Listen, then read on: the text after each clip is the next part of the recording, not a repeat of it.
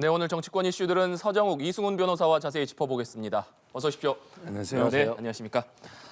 윤석열 대통령이 G7 정상회의 참석을 위해서 일본 히로시마로 출국을 했습니다. 오늘 저녁에는 히로시마에서 역대 대통령 중에 처음으로 원폭 피해 동포들을 만날 예정인데 서 변호사님, 먼저 이번 일본 히로시마 방문의 의미 또 주목해야 될 일정 뭐를 꼽을 수 있을까요? 아마 이제 우리가 정식 G7 네. 회원국은 아닌데요. 이번에 다자 회의 의장국이 아닌 나라 중에서는 세 나라가 이제 초청받았어요. 한국, 우리나라하고 그다음에 호주 그리고 이제 베트남 이렇게 초대를 받았거든요. 네. 저는 이번 회담에서 이제 가장 빅 이벤트는 두 개로 봐요. 첫째는 이제 일본 총리하고 이제 원폭 피해 동포나 만나는 양자회담. 네. 그리고 이제 두 번째가 미국 바이든 대통령이 포함해서 한미일 정상회담 두 개가 이제 상당히 빅 이벤트가 아닌가 이렇게 보이고요. 아마 이제 역시 북한 핵 문제나 이런 이제 안보 문제도 있고 그 외에 이제 여러 가지 에너지 문제라든지 또 일본하고는 이제 오염수 문제 이런 이제 여러 현안들이 논의되지 않을까 이렇게 보입니다. 네. 이승훈 변호사께서는 어떻게 전망하십니까? 일단 우리나라 입장에서 보면 한미일 군사동맹 또는 북한 미사일 정보 공유 이 정도 수준의 대화가 있을 것으로 보여지고요. 반면에 일본 입장에서 보면 후쿠시마 원전 오염수를 해류에 방류하는 것과 관련해서 G7이나 한국의 지지를 얻고자 하는 그런 마음이 강할 것으로 보여지고요. 네. 특히 이번 G7이 일어나는 장소가 히로시마이고 이 히로시마 같은 경우는 첫 원폭 투하지 아니겠습니까? 그런 원폭 투하지에서 다시 도시가 재생됐다. 이런 측면을 일본 입장에서는 강조하고 싶을 것으로 보여지고요. 특히 이번 G7 정상회의에 후쿠시마산 식자재로 만든 음식들이 제공된다라고 하니까 결과적으로는 후쿠시마 원전 오염수 문제를 어느 정도 G7에서 정당성을 인정받느냐 이게 이제 가장 큰 문제고요. 또 우크라이나의 젤렌스키 대통령도 같이 일본에 왔다고 합니다. 그래서 아마 무기 지원 문제, 인도적 지원 문제, 그리고 중국과 러시아에 대한 견제 문제 이런 것들이 이제 주요 의제로 다뤄질 것으로 보여집니다. 네. 지금 화면을 통해서 로이터 영상이 들어오고 있습니다. 윤석열 대통령이 일본 히로시마로 출국을 했는데 히로시마에 도착한 영상으로 보이는데요. 일단 로이터를 통해서 저희가 라이브로 들어오고 있는 화면 보여드리고 있다는 점 다시 말씀드리고 윤석열 대통령의 모습이 보이는 대로 다시 한번 설명드리도록 하겠습니다.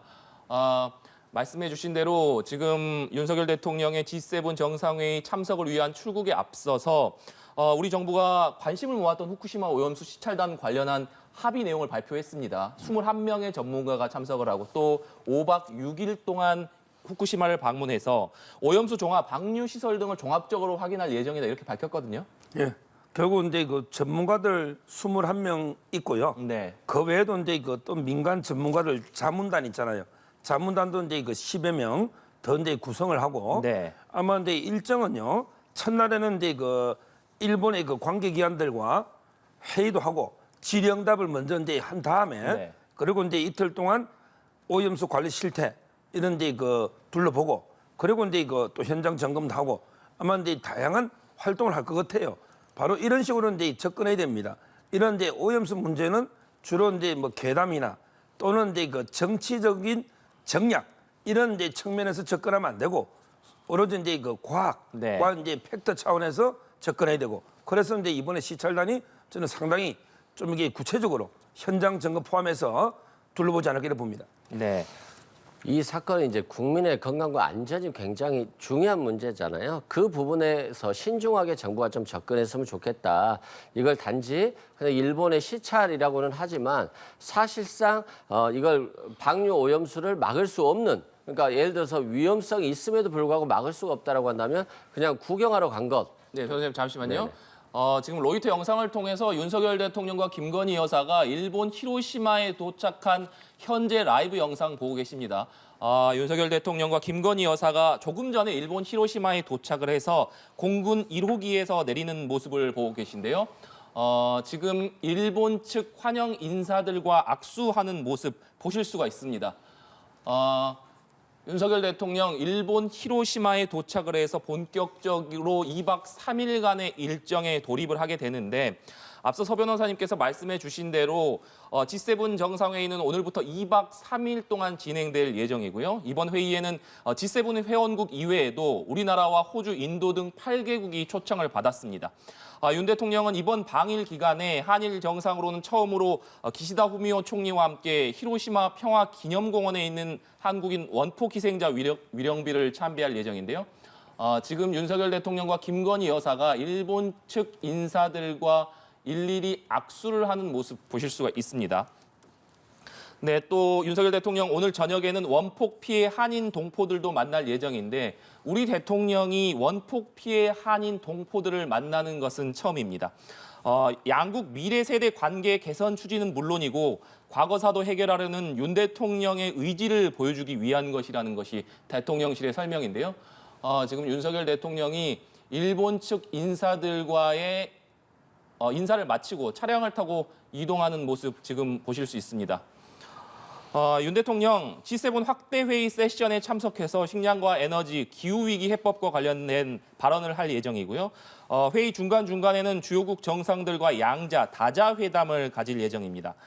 오늘 오후에는 호주, 베트남 총리와 마주하는 데 이어서 내일은 인도와 인도네시아, 영국과의 정상회담도 잡혔습니다. 폐막일인 일요일에는 기시다 후미오 일본 총리와 정상회담이 진행되고 한미일 정상회담도 유력한 상황으로 알려지고 있습니다.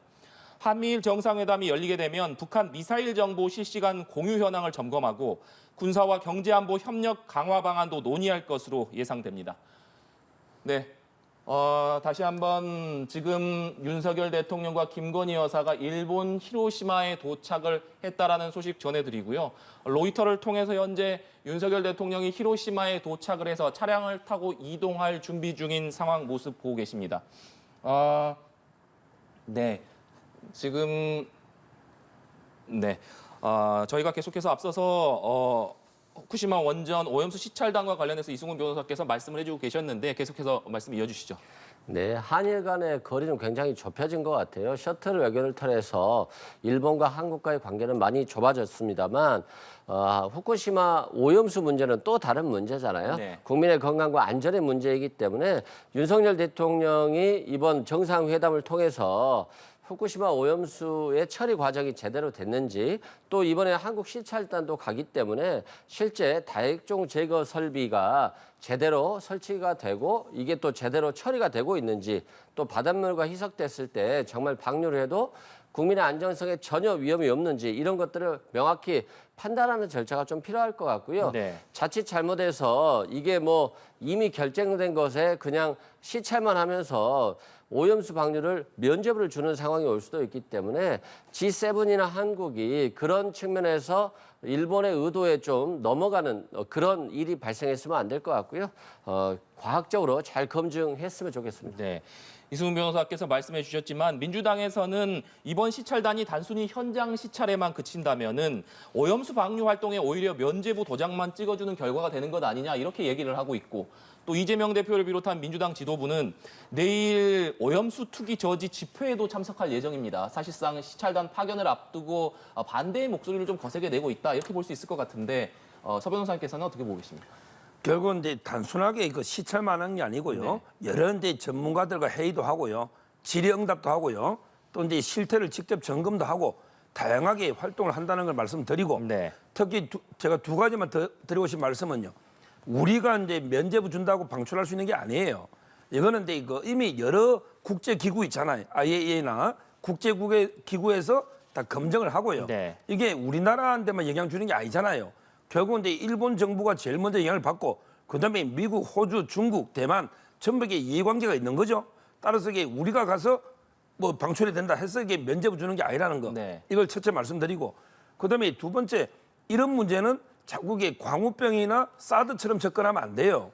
그때 광우병도 완전히 뭐 내가 어떻게 되고 이런 식으로 이게 그 괴담 수준으로 접근한 부분이 있거든요. 네. 사드도 이게 뭐 전자파에 다 몸이 탄다 이런 식으로 이게 또 이제 좀 있으면 태평양에 물고기가 기형하고 오고 또 임산부가 어떠고 이렇게 떠들 거예요.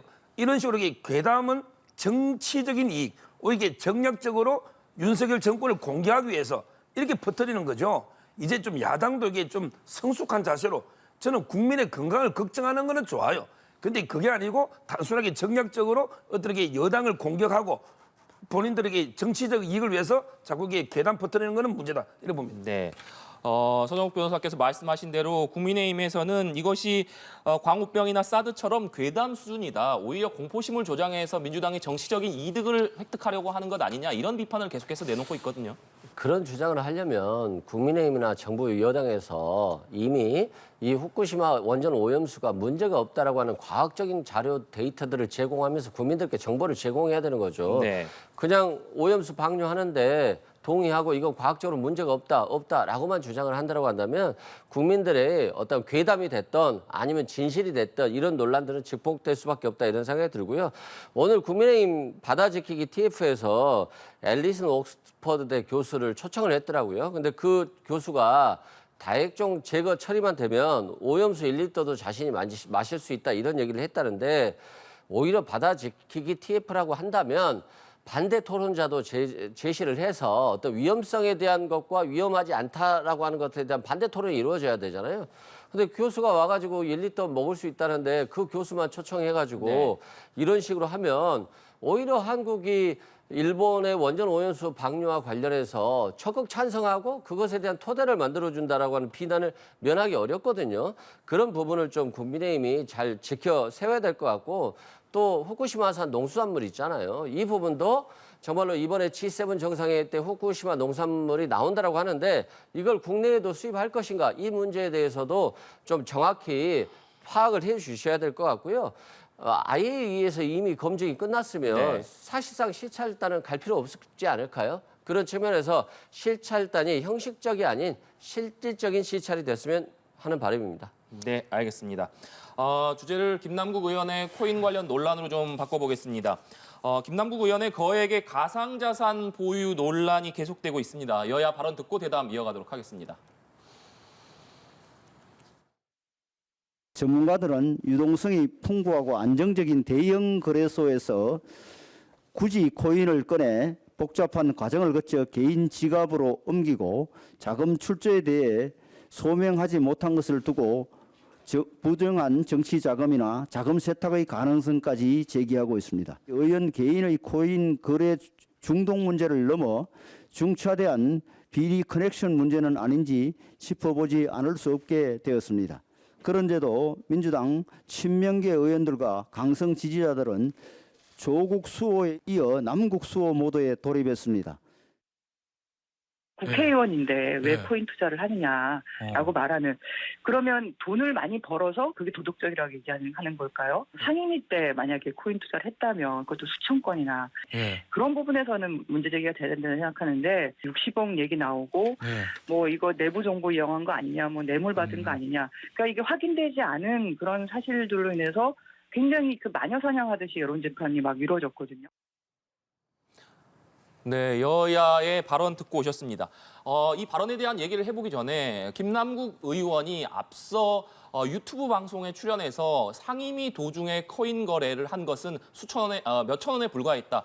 다만 그 사실은 인정하고 사과하면서도 나머지 의혹에 대해서는 모두 부인을 했었는데 그 방송 이후에 사실상 자맹에 들어갔습니다. 여러 사람들이 또 정치권 안팎에서 김남국 의원이 적극적인 해명이라든지 대국민 사과를 해야 되는 것 아니냐 이런 요구가 뭐 나오고 있는 상황입니다만 일단은 김남국 의원이 지금 국회에서도 모습을 보이지 않고 자맹에 들어갔는데 서정욱 변호사님, 이 배경 어떻게 봐야겠습니까? 그렇죠. 이게 아마 가평의 휴게소에서 찍힌 사진이 나왔죠. 5.18 때. 근데 본인이 고향이 광주인데 5.18에 그 여당도 다 가는데 본인에게 어디 가는지, 저녁에 과연 놀러 간 건지 아니면 이게 자금을 뭐 언니가로 간 건지 상당히 의심이 듭니다. 왜 그렇게 5.18에 안 가고 하는지 들고, 그다음에 양이원영 의원의 발언이 아주 부적절한 게 그냥 국회의원이 코인 투자하지 마라 이게 아니잖아요. 김남국 의원이 이게 어디서 돈이 넣었는지 본인이 월 100도 잘 못 번다 이렇게 가난하게 거지 코스프레 했잖아요. 근데 어디서 돈이 나오는지 출처를 못 대고 있는 거고, 그리고 이게 상임위 도중에 수천 원, 이것도 저는 거짓말로 보이지만 아니 몇천 원 벌려고 상임위 그 중요할 때 코인에서 그래서 이모 교수를 이모라고 합니까? 이것도 이게 저는 부적절하다 이래 보이고, 무엇보다 이게 가장 저희가 국민의힘에서 아마 의혹을 제기하는 거는요. 네. 지금 이제 그 FIU에 통보할 때 이걸 이제 그 업비트에서 했거든요. 근데 코인이요. 거래소가 이제 비썸이 있고, 그다음에 업비트 있고, 그다음에 카카오 계열사의 클립 개인 지갑이 있잖아요. 이 거래가 아주 수상하다는 거예요. 그래서 이제 통보를 했는데 뭐냐면 이게 12시간 만에 비썸에서 완전히 업비트를 그냥 어떤 추적을 피하기 위한 통로로 이용했는데 이쪽을 경유해서 그 카카오 클립 지갑 있잖아요. 계열사. 이쪽으로 이게 40여 원이 이체가 된 거예요. 그러니까 이제 업비트에서는 아마 물어볼 거 아니에요. 40억이 어디 났느냐. 근데 그걸 뭐 코인에가 투자 벌었다는데 그게 한 10억 정도밖에 소명이 안 되는 거예요. 그러니까 이제 여러모로 의심이 가잖아요. 그래서 이제 FIU에 통보를 한 이런 이게 사건입니다. 네. 따라서는 뭐 검찰에서 이번에 그 다 거래소 압수를 했거든요. 아마 조만간에 저는 검찰에서 전모를 밝힐 수 있지 않을까 이렇게 보입니다. 네, 서정욱 변호사님께서 말씀해 주셨지만 김남국 의원으로 추정되는 사람의 사진이 고속도로 휴게소에서 포착이 됐습니다. 이것이 김남국 의원이 아니냐 이런 주장들이 나오고 있는데 여기에 대해서 국민의힘은 국민들은 불편하게 해놓고 본인만 편하게 다니는 것 아니냐 이런 비판을 하기도 했습니다만 김남국 의원이 지금 자맹에 들어간 배경 저희가 어떻게 봐야겠습니까? 일단 가평 휴게소에서 김남국 의원이 확인이 됐는데 아마 김남국 의원이 맞는 것으로 보여져요. 그리고 이제 휴게소에서 확인이 되니까 마치 뭐 여행 간 거 아니야 이런 뭐 비난을 하시는 것 같은데 제가 봤을 때 그건 전혀 아닌 것 같고요. 아마 언론이 너무 이렇게 계속적으로 따라오는 거잖아요. 그래서 그걸 좀 피해서 자신이 어떻게 대처해야 될지 앞으로 방향성에 대한 고민을 위해서 어디로 간 것 같다 이런 말씀을 드리고요. 또 김남국 의원이 실은 해명이 많이 꼬였어요. 왜냐하면 거래 금액이 너무 많고 거래 횟수가 너무 많고 또 그 시간이 상임위 활동 시간에도 네. 포함이 됐기 때문에 아마 김남국 의원이 이걸 세세하게 시시콜콜 변명할 수 없다 보니까 해명이 굉장히 꼬이고 그래서 오해를 불러일으키고 그래서 국민의 신뢰를 저버린 측면이 있습니다. 그 부분에 대해서는 뭐 저희 민주당에서도 전혀 똑같은 국민들과 같은 생각이라고 보고요. 다만 자금 출처에 대해서 김남국 의원이 여러 차례 얘기를 했어요. 전세 자금 6억과 주식에서 번 돈 9억으로 종잣돈으로 해서 코인을 했고 그 코인과 매매를 계속적으로 거쳐가는 과정 속에서 수익이 났고 현재는 현금화한 한 8억 정도 그리고 나머지 9억 정도가 있기 때문에 한 70%, 한 7억 정도 수익이 났다라고 했습니다. 그래서 이제 이 거래 매매 내역에 대해서는 검찰이 압수수색을 했기 때문에 김남국 의원이 말이 거짓말인지 여부는 쉽게 확인이 될 것으로 네. 보여지고요. 자꾸 국민의힘에서 김남국 의원을 비난한 거 그건 좋습니다. 근데 너무 가정적으로 예를 들어서 뭐 이게 대선 자금으로 쓸 거야 또는 대선 자금으로 받았을 거야 또는 뭐 공직자 재산신고법을 탑의해서 많은 돈을 현금화했을 거야. 이건 너무 추정적이고요. 아직은 전혀 확인된 것이 없기 때문에 의혹 부풀리기에 하나로 볼 수 있고요. 다만 김남국 의원이 지금 가장 주시해야 될 부분은 검찰이 이 김남국 의원이 코인을 매매하는 과정에서 내부 정보나 미공개의 정보를 국회의원이라는 신분을 이용해서 받고 이걸 통해서 투자, 매매를 하면서 엄청난 수익을 얻은 게 아니냐. 이것에 대해서는 충분히 밝혀져야 돼요. 네. 이건 김남국 의원의 해명과 상관없이 검찰 수사가 돼야 된다고 보고요. 다만 너무 이제 사실과 다른 어떤 추정적인 가상으로 김남국 의원을 계속적으로 공격하는 것들은 오히려 또 국민의 신뢰에 좀 맞지 않는 행동들이 아닌가 싶습니다. 네. 이런 가운데 이재명 대표는 국민의힘 조명희 의원의 이해충돌 의혹 보도를 언급하면서 관심을 가질 필요가 있다 이렇게 얘기를 했습니다. 지난번 전당대회 돈봉투 의혹 사건과 관련해서 기자들이 질문을 했을 때도 김연아 전 의원 얘기를 하기도 했었는데 그렇기 때문에 이재명 대표의 오늘 발언이 국면 전환을 위한 것 아니냐 이런 해석들이 많이 나오고 있거든요. 그런데 뭐 맨날 국면 전환이에요. 5.18을 원포인트 헌법 개헌하자고 했는데 그게 국면 전환입니까? 그리고 조명희 의원처럼 잘못된 부분이 있으면 얘기를 해야 되는 건데 또 이것도 국면 전환이면 그러면 여당 혼자 계속해서 야당만 비난하고 야당은 가만히 있어야 되나요? 그건 아니라 생각되고요. 조명희 의원이 가족회사의 기술을 홍보를 하고 그리고 동료 의원이 기획재정부에 예산 신청을 하고 그리고 예산을 받았어요. 그리고 나서 이 의원이 동료 의원한테 정치자금을 기부를 해요. 누가 봐도 이해충돌이잖아요. 굉장히 잘못된 것이고 이 부분에 대해서는 오히려 국면 전환용이라고 얘기할 것이 아니라 네. 민주당을 비판했듯이 빨리 진상조사하시고 여기에 대해서 징계를 하시든 윤리에 제소를 하시든 이런 것을 해야지 민주당 보고 타이밍 늦었다고 비난하지 않았습니까? 국민의힘도 사실관계를 빨리 확인해서 국민 눈높이에 맞게끔 잘 대응을 하는 것이 맞다 싶습니다. 네, 서정욱 변호사님. 뭐 저는 이제 뭐 이재명 대표가요 꼭 이 질문을 하면 동문서답 완전히 반문 화법을 하더라고요. 계속 이 본인 문제 질문하면 옛날에 김연아 의원, 박순자는요, 태영호는요 이번에 조명희 의원권까지 거론하는데 도대체 이게 뭔가 비슷할 때 이거 같이 거론해야 되는 거 아닙니까? 조명희 의원은 이제 뭐 토론회에서 가족해서 기술 뭐 이용 어쩌고 이렇게 보도가 난 게 있는데 그거하고 이게 김남국 의원 코인하고 이게 무슨 관계가 있습니까? 이 코인 의혹은 정말 이게 심각한 거예요. 조국의 그게 강이라면 김남국 의원의 의혹은 바다다 이런 이제 이야기도 있습니다. 제가 보기에 조국의 강보다 훨씬 더 이게 넓고 훨씬 더 이게 깊을 수 있는 엄청난 문제예요. 지금 이제 김남국 의원이 단순한 코인이 문제가 아니고 우리나라 코인 투자자 627만 명이 있다. 네. 그중에 상위 0.02%에 속하는 엄청난 큰손 코인계. 이거는 국회의원으로서 이게 그냥 단순한 투자가 아니잖아요. 거의 뭐 코인에 몰빵한 어떤 중독에 가까운 그래서 직업이 코인 투자자 아니냐. 국회의원이 부업이 아니냐. 이런 문제잖아요. 이거하고 이게 조명희 의원 의혹이 무슨 관계있냐 말이에요. 이런 식으로 이게 자꾸 동문서답 물타기 하니까 국민들이 좀 국면 전환 진정성이 없지 않냐 이렇게 비판하는 거예요. 네, 알겠습니다. 그 부분에 대해서는 이제 이해 충돌이라는 문제가 있죠. 김남국 의원이 국회의원으로서 직위를 가지면서 이런 것들을 했고 마치 P2E 코인에 대해서 계속적으로 입법화를 시도하려고 했던 거 아니냐. 그래서 입법 로비를 받은 거 아니냐. 이런 비난을 했잖아요. 이것도 마찬가지예요. 가족회사의 기술을 동료 의원이 제시해주고 그리고 그것에 대해서 예산을 받고 그리고 후원을 하고 이게 전형적인 이해 충돌 패턴이거든요.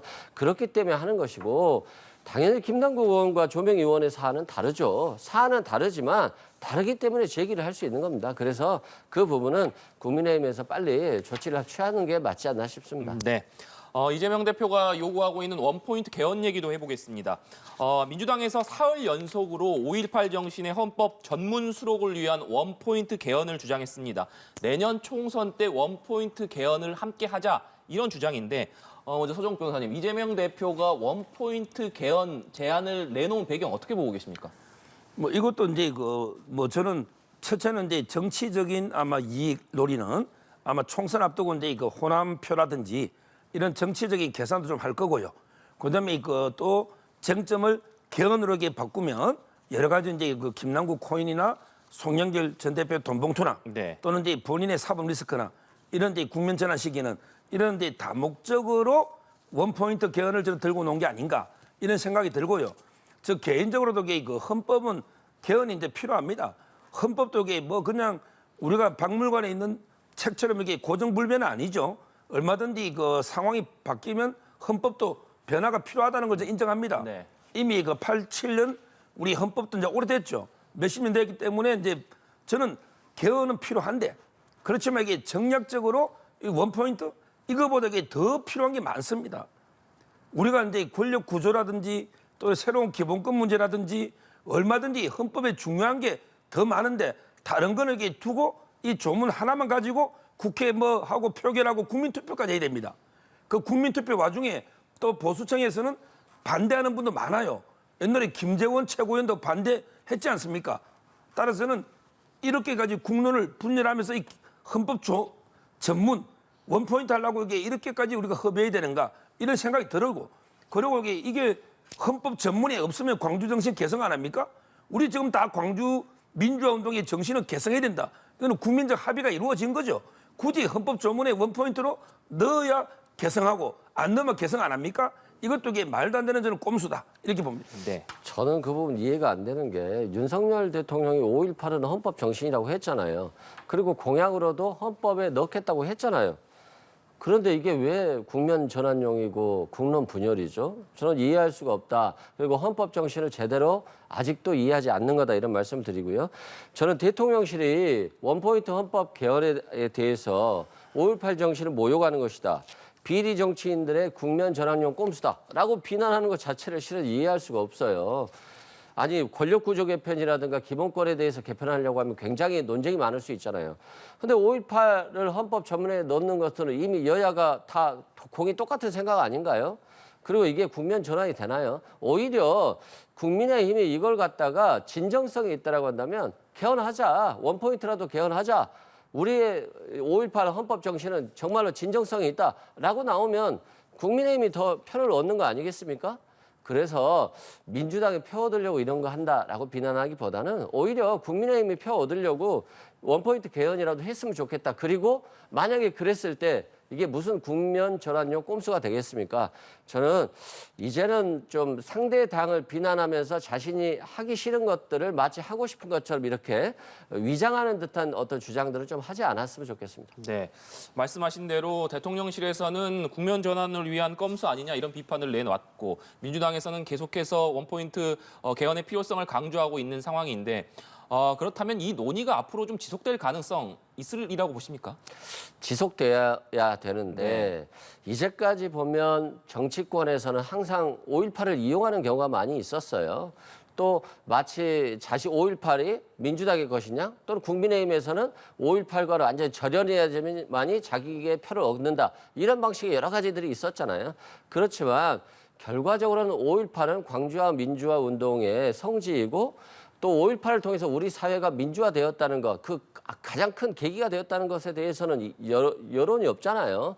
그래서 저는 오히려 대통령실과 국민의힘이 적극적으로 나선다라고 한다면 이번에 KTX 타고 국민의힘 국회의원 90명이 내려갔습니다만 쇼라고 비판하는 사람들이 많이 있잖아요. 근데 쇼도 많이 하면 그게 진정성이 느껴지듯이 말로 계속 김재원 의원 5.18에 대해서 헌법 정신에 수록할 수 없다. 징계 1년 줬지 않습니까? 그런 명확한 의사를 보였듯이 국민의힘이 5.18에 대해서도 헌법 정신에 원포인트 개헌하자라고 적극적으로 나가는 것이 정말 진정성 있는 행동이지 그렇지 않으면 또다시 또 쇼라는 비난이 올 수 있거든요. 저는 국민의힘의 이런 부분들을 잘 되새기면 좋겠습니다. 네. 뭐 저는 이제 그 바로 잡아야 될 게 김재원 의원이 5.18 전문에 반대한 데서 징계한 거 아닙니다. 저도 이게 방송에서 5.18 정신을 전문에 엮는 거는 저는 반대다. 저도 5.18 정신을 개성을 해야 된다 하지만 헌법 전문에 그걸 엮다 보면 부망적인 정신도 여야 되고 모든 정신 다 여야 됩니다. 헌법이 그래서 그거는 소신의 문제예요. 넣고 안 넣고는 그것 때문에 징계한 게 아니고 정가원 목사의 그 장소나 여러 가지 그 부적절함 때문에 징계했다는 걸 팩트를 먼저 말씀드리고 이제 저는 이제 그 5.18도요. 이제는 이제 어느 한 정치 세력의 전유물이 아니에요. 옛날에는 민주당 계열에서 5.18을 이용해 문 정치적으로 아니 이재명 대표는 5.18 때 어디 있었습니까? 그분이 광주에서 돌 던지고 있었습니까? 제가 알기로 이재명 대표가 5.18 때는 뭘 했는지 행동도 한번 따져봐야 된다 봐요. 따라서 이제는 자꾸 뭐 진보 진영이나 특정 진영이 5.18 정신을 독점할 게 아니고 5.18 정신은 우리 자유민주주의 보편적인 우리 정서이기 때문에 저는 여당이든 야당이든 보수든 진보든 다 개성해야 될 이런 정신이다 이래 봅니다. 네, 알겠습니다. 오늘 두 분 말씀은 여기까지 듣도록 하겠습니다. 지금까지 서정욱, 이승훈 변호사와 얘기 나눠봤습니다. 오늘 말씀 고맙습니다. 감사합니다.